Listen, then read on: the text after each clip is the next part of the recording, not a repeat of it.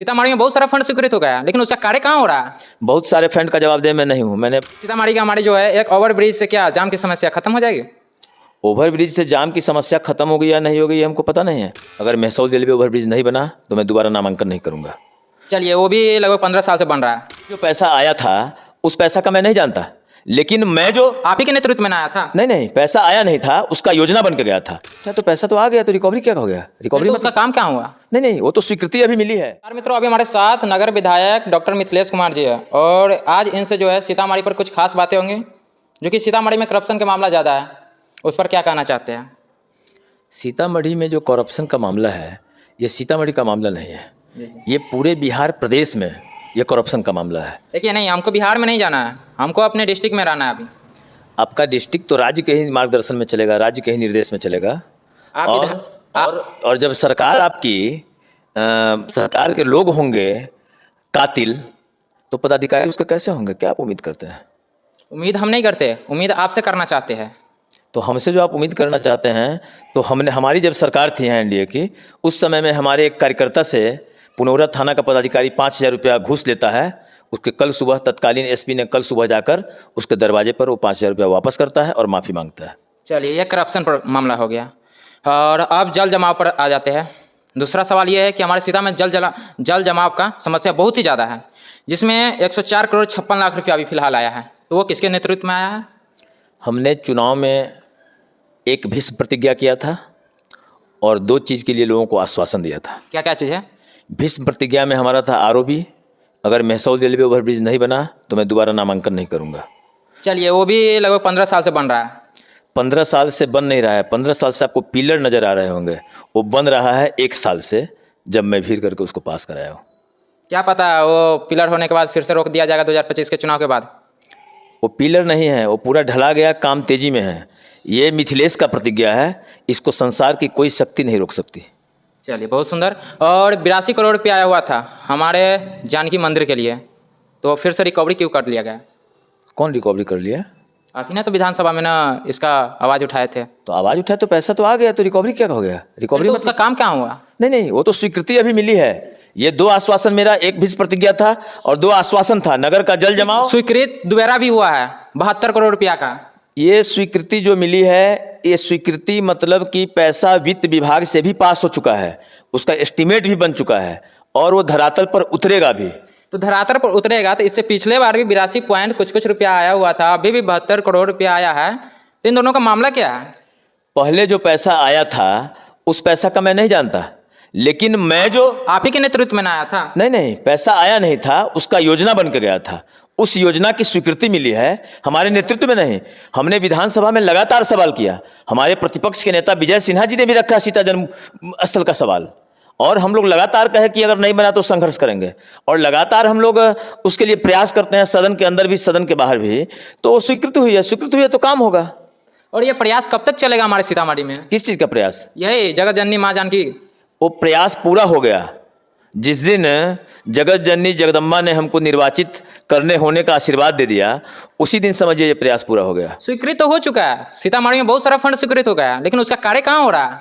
बहुत सारे फंड का जवाबदेह मैं नहीं हूँ। मैंने स्पष्ट कहा कि एक भीष्म प्रतिज्ञा और 2 आश्वासन हमने दिए थे। भीष्म प्रतिज्ञा में रेलवे ओवरब्रिज और आश्वासन में नगर का जल जमाव और पुनौरा मंदिर का विकास। चलिए, नगर का जल जमाव जो कि 2021 में 29 अक्टूबर 2021 के करीबन 101 करोड़ रुपया आया हुआ था, तो उसका क्या प्रतिक्रिया है?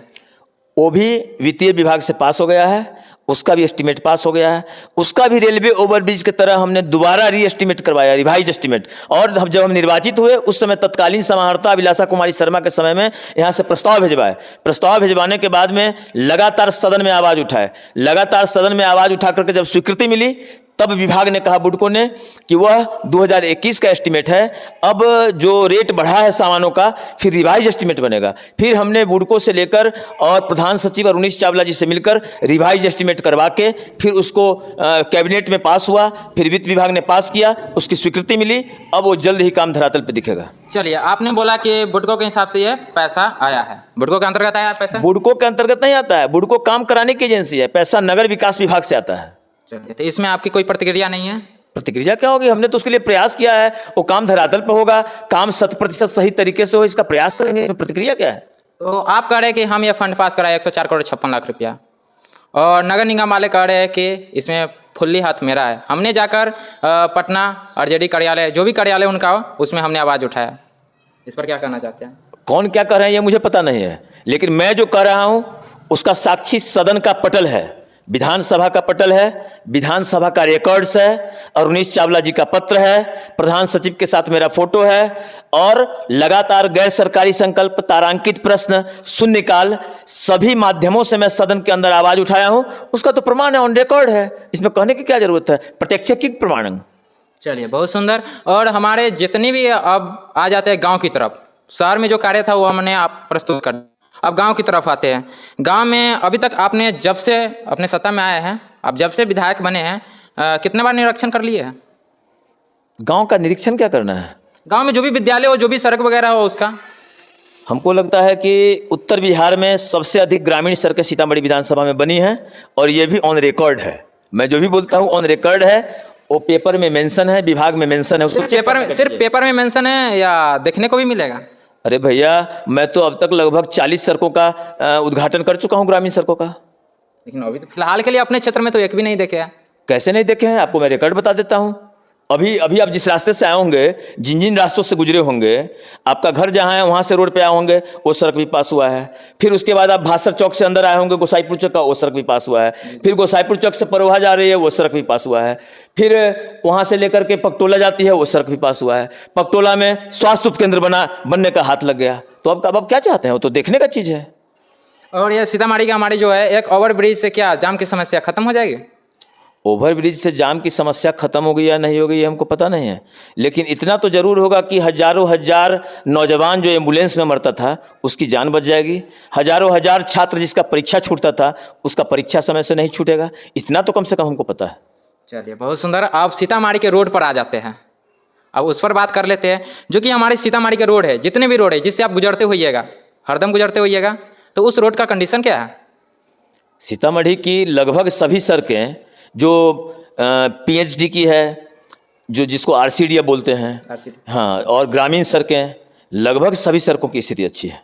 नहीं, देखने में तो सीतामढ़ी का सड़क एक भी अच्छा नहीं लग रहा है। आपको कौन सा सड़क अच्छा नहीं लग रहा है? आप चले जाइए यहाँ से मिसौल चौक तक चले जाइए, यहाँ क्या कारगिल चौक, ये कारगिल चौक से मिसौल चौक, और इधर क्या हो गया, ये चौक जो आपको गुमती पड़ता है, इधर से आप वहाँ तक चल जाइए। अब कहाँ तक? मिसौल चौक तक। उस सड़क में क्या दिक्कत है आपको? आपने कभी गुजरे नहीं है? मतलब महीना में तो 5 दिन गुजरना ही पड़ता है। तो फिर आप सड़क पर नहीं देखते हैं? नहीं, सड़क तो ठीक है। वहाँ पर तो बार बार आवाज़ उठाया जा रहा है। कहाँ आवाज़ उठाया जा रहा है? उसी सड़क पर। उस सड़क पर नहीं आवाज़ उठाई जा रही है, आवाज़ उठाई जा रही है बाईपास सड़क पर, जिस सड़क के लिए हमने RCD से बात करके उसको भिजवाया है नगर विकास विभाग में। चूंकि नगर निगम का क्षेत्र है, उसको RCD नहीं कर सकता है बिना नगर निगम के NOC के। उसके लिए भी मैं पत्र लिखा हूँ, मेरे पास वो सारा पत्र है। फिर मैं बात किया हूँ, अभी वो अरुणीश चावला बदल गए हैं, अभी संतोष मल्ल जी आए हैं, उनसे भी मिला हूँ। आप अखबार पढ़ते होंगे तो देखते होंगे, वो अभी सड़कें बनेंगी। चलिए, तो नहीं, हमारा मामला था यहाँ का, जो आपके मिसौल चौक पड़ता है, वहाँ का सड़क का कंडीशन बहुत ही ज़्यादा खराब है, जो कि हमारे मेन शहर में पड़ता है। मिसौल चौक से कहाँ के सड़क का आप पूछ रहे हैं? गोलंबर के पास। गोलंबर से किधर? पूरब, पश्चिम, उत्तर, दक्षिण? पीछे पीछे। गोलंबर से पूरब, मिसौल गुमती के तरफ। मिसौल गुमती की तरफ। तो आप देखते होंगे कि ROB का कंस्ट्रक्शन हो रहा है। तो ROB का कंस्ट्रक्शन होगा तो सड़क नहीं, वो तो उससे पहले से भी है। नहीं, वो ROB का कंस्ट्रक्शन जो हो जाएगा, जो उसका मैप है, ROB पूरा कंस्ट्रक्टेड हो जाएगा, उस स्मूथ हो जाएगा, उसमें कहीं कोई दिक्कत नहीं है। उस सड़क में कहीं कोई दिक्कत नहीं। ROB बन रहा है, ROB बन जाएगा, जहां तक ROB कवर करेगा, उसके बाद नीचे की सड़क है वो बिल्कुल दुरुस्त होगी। यानी कि ओवरब्रिज बनने के बाद ही वो सड़क की समस्या खत्म होगी? बिल्कुल, वो तो काम सिस्टम होगा, नहीं तो डिस्टर्ब होगा।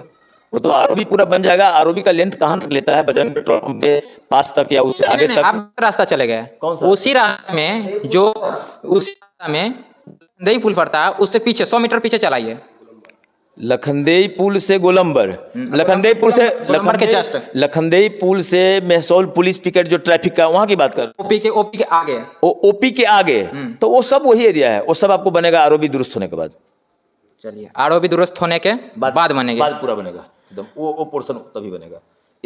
इधर का पोर्शन जो है वो नगर विकास विभाग से NOC मिल जाएगा, फिर RCD उसका टेंडर करेगा। चलिए, सारा सवाल तो हो गया, लेकिन आप जाते जाते एक और सवाल का जवाब दे दीजिए। जो कि हमारे सीतामढ़ी में हर एक फंड निकल गया हुआ है, रिलीज हो गया है, लेकिन कार्य स्थगित क्यों है? कौन सा फंड? कौन सा फंडा बताएंगे तब तो। चलिए हम बता भी देते हैं। माँ जानकी का फंड उठा लीजिए, उसका कार्य स्टार्ट है क्या? अरे उसका सिस्टम है, सरकारी सिस्टम है। सिस्टम तो 5 सालों से चल रहा है। सिस्टम 5 सालों से चल रहा है? नहीं, मैं विधायक 2.5 साल से हूँ। 2.5 साल से, चलिए। हाँ, तो इस 5 साल में वो सारे रिकॉर्ड टूटेंगे जो विगत 70 वर्ष में नहीं टूटे हैं। वो देखने का चीज़ है, धरातल पे देखने का चीज़ है। फिर आप हमसे इंटरव्यू लेने आएंगे 2.5 साल के बाद, आप देखेंगे कि धरातल पे दिखता है कि नहीं। यानी कि 2.5 सालों के बाद अगर नहीं बना तो आपका अगला प्रयास क्या रहेगा? नहीं बनने का सवाल ही नहीं है। कोई काम ही ऐसा नहीं है जिसको आदमी मनोयोग से करे, और उस काम के लिए जनता ने हमको वोट दिया है, तो वह काम कैसे नहीं होगा। मैं उतना कमज़ोर मानसिकता का आदमी नहीं हूँ। मैं जो प्रण लेता हूँ उसको धरातल पे उतार कर करने वाला आदमी हूँ। मैं भाजपा का कार्यकर्ता हूँ, मैं नेता नहीं हूँ। कार्यकर्ता जो प्रण लेता है उसको धरातल पे उतारता है। नेता जो चुनाव में वादा करता है अगले चुनाव में माफ़ी मांगता है। इसलिए मैं चुनाव के समय ही कह दिया कि अगर मेरे कार्यकाल में आरओबी नहीं बना तो मैं दोबारा नामांकन ही नहीं करूँगा। वोट मांगने के बाद तो नामांकन के बाद ना होता है। चलिए, यानी कि 2 सालों के अंतर्गत 2.5 साल पूरा गया और 2.5 साल और, अगर 2.5 साल के अंतर्गत वो उसका उद्घाटन नहीं होता है तो आप दोबारा नामांकन नहीं कीजिएगा। अरे 1000 बार कह चुका हूँ, उद्घाटन क्या होगा ये मुझे नहीं पता है। रोड चालू होगा, उस आरओबी पे चढ़ के मैं नॉमिनेशन करने जाऊँगा। चलिए, यही बात पूछना था कि वो ओवर ब्रिज जो कि वर्षों से फंसा हुआ था वो कब उसका कार्य खत्म होगा और उद्घाटन भी होगा। तो सर ने क्लियर कर दिया, और आप लोग भी वीडियो देखते रहिए और 2.5 साल के बाद भी सर से इंटरव्यू लेंगे और इसी तरह सवाल पूछा जाएगा और इसी तरह जवाब भी लिया जाएगा। और अगर वो 2.5 सालों के अंतर्गत नहीं बनता है तो सर नॉमिनेशन नहीं करेंगे, ना ही उस रोड में आए भी गुजरेंगे। क्या सर, भाई है ना? उस रोड होकर नहीं गुजरेंगे ये कोई सवाल नहीं है। मैं यहाँ का नागरिक को गुजरना पड़ेगा। मैं जनता के भी चुनाव के हिसाब से वादा किया हूँ। अगर मेरे कार्यकाल में आरओबी नहीं बना तो मैं दोबारा नामांकन नहीं करूँगा। ये 1 बार नहीं, 1000 बार नहीं, 1 इंटरव्यू में नहीं, 100 इंटरव्यू में, 1 मैगजीन में नहीं, 10 मैगजीन में, 1 समाचार पत्र में नहीं, 10 समाचार पत्र में, सदन के पटल पर 1 बार नहीं 50 बार विषय को रख चुका हूँ। ये एकदम क्लियर है, ओपन है। चलिए, ओपन है। लेकिन आपसे आखिरी सवाल पूछते हैं, ज़्यादा आखिरी सवाल ये भी पूछते हैं कि आपने कभी गांव वगैरह में देखे है कमियां कि क्या कमी है जिससे हमारा जितने भी वोटर है, नागरिक है, वो सब यानी कि कह सकते हैं कि पूरा आपसे असंतुष्ट हो? हमसे कोई वोटर असंतुष्ट नहीं है। आज तक के कार्यकाल में 70 वर्ष में किसी भी एमएलए ने एक ऐसा जो हिंदू का महान पर्व है छठ घाट, वह नहीं बनवाया। और लगभग सभी पंचायतों में छठ घाट हमने बनवाया जहां पर सभी जातीय बंधन टूट जाते हैं, वहां पर कोई छुआछूत नहीं रहता है। छठ एक ऐसा महान पर्व है हिंदू का जिसमें ब्राह्मण का भी और अनुसूचित जाति का सभी लोग एक साथ सूर्य को अर्घ देते हैं। उस छठ घाट को लगभग हमने सभी पंचायतों में, लगभग सभी पंचायतों में 80% पंचायतों में स्पर्श कर चुका हूं। जो 20% पंचायत अछूता है वह भी आने वाले समय में अछूता नहीं रहेगा। चलिए, लेकिन हमने तो अभी तक एक भी पंचायत में नहीं देखे ये कार्य। अभी मैं खुद अपने पंचायत में नहीं देखे है। आप घूम लीजिए मेरे साथ। नहीं, आपके पंचायत को हम मत नहीं दे सकते हैं। मेरे पंचायत में नहीं, पूरे क्षेत्र में आप मुआयना करिए, या अभी आप हमसे लिस्ट ले लीजिए, मेरे पास लिस्ट उपलब्ध है। आप मेरे फेसबुक पर देखिए, कल भी मैं 4 घाट का उद्घाटन किया हूँ। कल के डेट में लगातार उद्घाटन हो रहा है। आप कैसे नहीं देख रहे हैं, ये आश्चर्य है। आपको देखना चाहिए। तो हर क्षेत्र में घूमते हैं, सिर्फ उसका, जैसे कि मेरे भी क्षेत्र में है जो कि मेरा गांव पूरा बिखर चुका है। तो ये इत्तेफाक है कि आप वहीं घूमते हैं जहाँ पे काम नहीं हुआ है छठ घाट का। जहाँ 80% जगह हुआ है वहाँ आप नहीं घूम पाते हैं, ये इत्तेफाक है। ये तो आप अखबार में देखिए, डेली अखबार में आज देखिए, भास्कर में देखिए, दैनिक जागरण में देखिए, हमारे फेसबुक आईडी पे देखिए, स्पष्ट हो जाएगा आपको। चलिए, बहुत बहुत धन्यवाद। और यहीं तक मेरा सफ़र था और आपसे मिलकर बहुत अच्छा लगा और आपने बारीकी से मेरा जवाब देने के लिए बहुत बहुत धन्यवाद। चलिए, तो हमारे साथ डॉक्टर मिथिलेश कुमार जी है जो कि अभी वर्तमान एमएलए है और बीजेपी की तरफ से है। क्या सर? बिल्कुल, हम लोग तो भारत माता की तरफ से हैं। भारतीय जनता पार्टी भारत माता के लिए है। और क्या ऐसा नहीं होता है कि आप लोग पार्टी वगैरह भी चेंज कर लीजिएगा? हम लोग कार्यकर्ता हैं, पार्टी नेता लोग चेंज करते हैं। यानी मैं आज भी कार्यकर्ता हूं और आज भी कार्यकर्ता के हैसियत से बोला हूं कि दोबारा नामांकन नहीं करूंगा। ऐसा कोई नेता नहीं बोलता है। अगर कोई ऐसा नेता चुनाव में वादा किया हो आज तक की आज़ादी के बाद सीतामढ़ी के इतिहास में कि मेरे कार्यकाल में ये काम नहीं हुआ तो मैं नामांकन नहीं करूंगा, तो एक उदाहरण आप प्रस्तुत करते हैं। तो मैं कार्यकर्ता हूँ, नेता नहीं हूँ। चलिए, कार्यकर्ता जी है और हमारे साथ बहुत अच्छा लगा बात करके। चलिए, तो यहीं तक मेरा सफर था। आप लोगों को कैसा वीडियो लगा आप लोग कमेंट बॉक्स में जरूर बताइएगा इनके प्रति। तब तक के लिए जय हिंद। अपने सपनों की आशिया को दे एक नई पहचान माँ भवानी डेकोर प्राइवेट लिमिटेड के साथ, जो है ऑथराइज्ड डिस्ट्रीब्यूटर ऑफ कजारिया। देश की मिट्टी से बनी टाइल से देश को बनाते हैं और जहां मिलती है सभी प्रकार के Indian and imported granite, marble, sanitary एवं कोटा स्टोन का अनोखा एवं आकर्षक संग्रह। माँ भवानी डेकोर प्राइवेट लिमिटेड मतलब a complete floor solutions. New 0 mile Dadar road, Muzaffarpur. Call 9934753111।